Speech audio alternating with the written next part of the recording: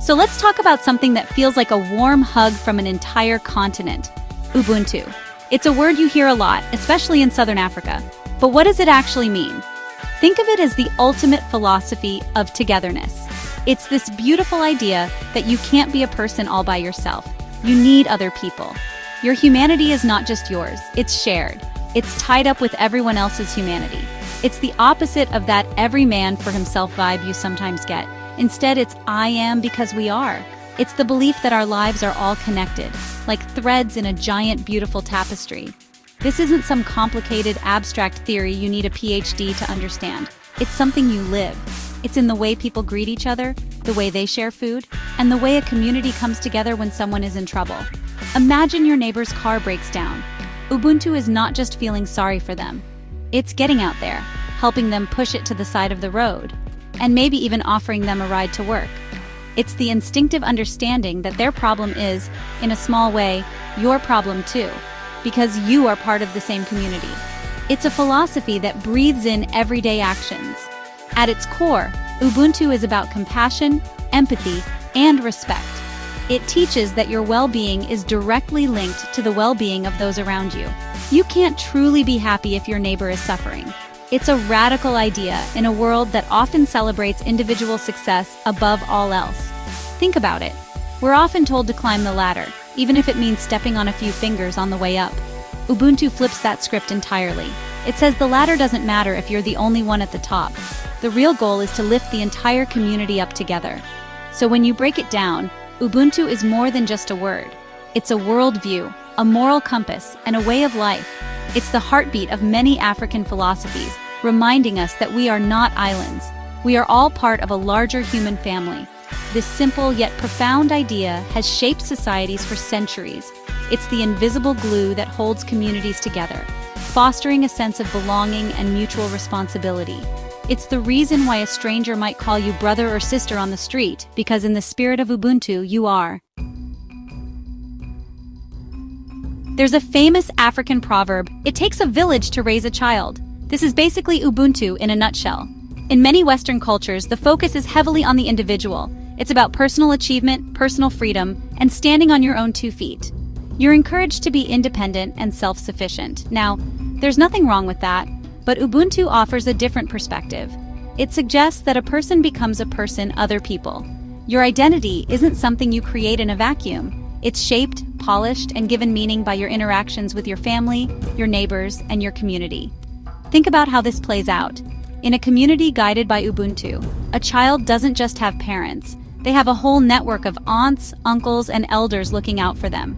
If a kid is misbehaving down the street, any adult feels they have the right and the responsibility to correct them. It's not seen as interfering, it's seen as collective parenting. This shared responsibility ensures that everyone feels supported. Your successes are celebrated by the whole village, and your failures are met with a helping hand, not just judgment. The community invests in you, and in turn, you invest back into the community. This concept of personhood is a big deal. Philosophers like Kenya's John Mbiti put it perfectly when he explained that in African thought, the individual doesn't say I think, therefore I am, but rather I am because we are. And since we are, therefore I am. Your existence is validated and made complete by your relationships. This contrasts sharply with the Western idea of the self as a lone, independent agent. Ubuntu argues that this kind of radical individualism can lead to loneliness and alienation. We are social creatures after all. We are built for connection. Of course, this doesn't mean the individual disappears. Your unique talents and personality are still important, but they are seen as gifts that should be used for the good of the group. Are you a great storyteller? Your job is to preserve the community's history and teach its values. Are you a strong farmer? You help ensure everyone has enough to eat.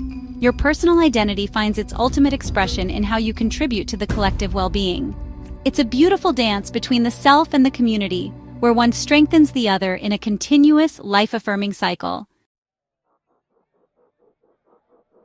So, this all sounds great in theory, but does Ubuntu actually work in the real world?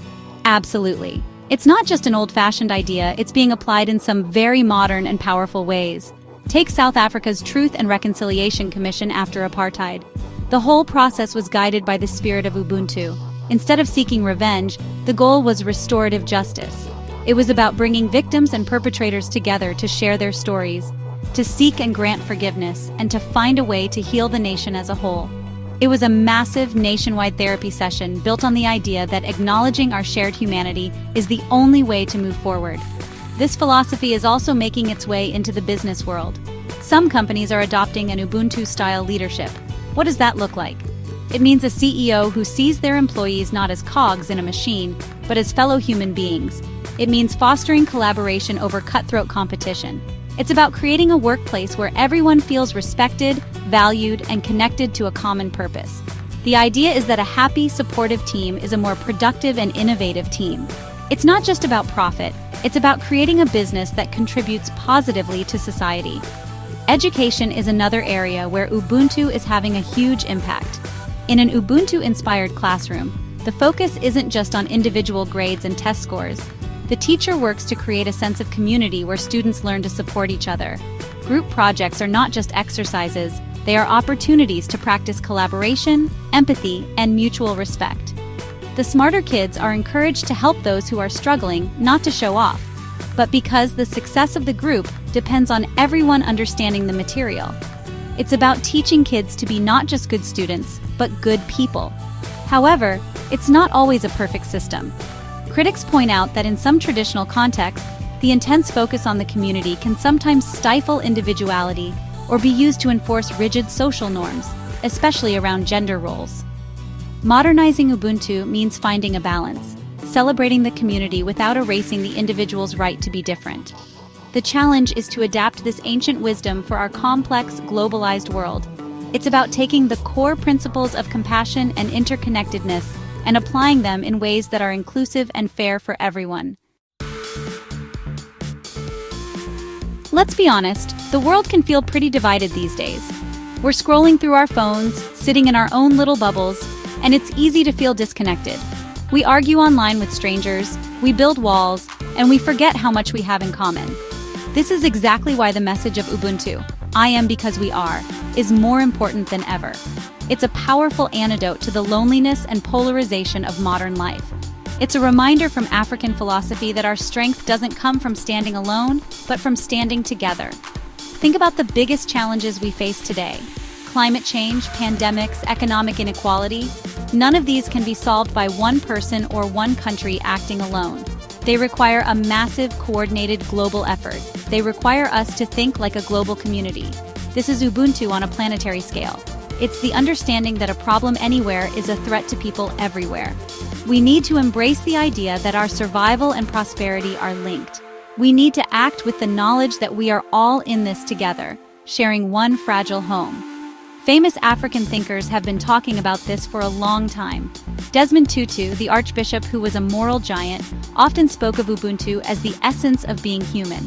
He explained that you can't be human in isolation. You are human in relationship. Another great mind, Nelson Mandela, embodied Ubuntu in his quest for a reconciled South Africa. He believed that recognizing the humanity in your enemy was the first step toward peace. These weren't just politicians, they were philosophers in action, showing the world what Ubuntu could achieve. In the end, Ubuntu offers a profound and hopeful vision for humanity. It teaches us that empathy is a superpower. It shows us that community is our greatest resource. And it reminds us that every single person has value, because each of us is a vital part of the whole. In a world that often feels like it's pulling apart, the simple, beautiful wisdom of "I am because we are" might just be the glue we need to hold us all together. It's a call to see the world through a different lens, a lens of connection, compassion, and shared humanity.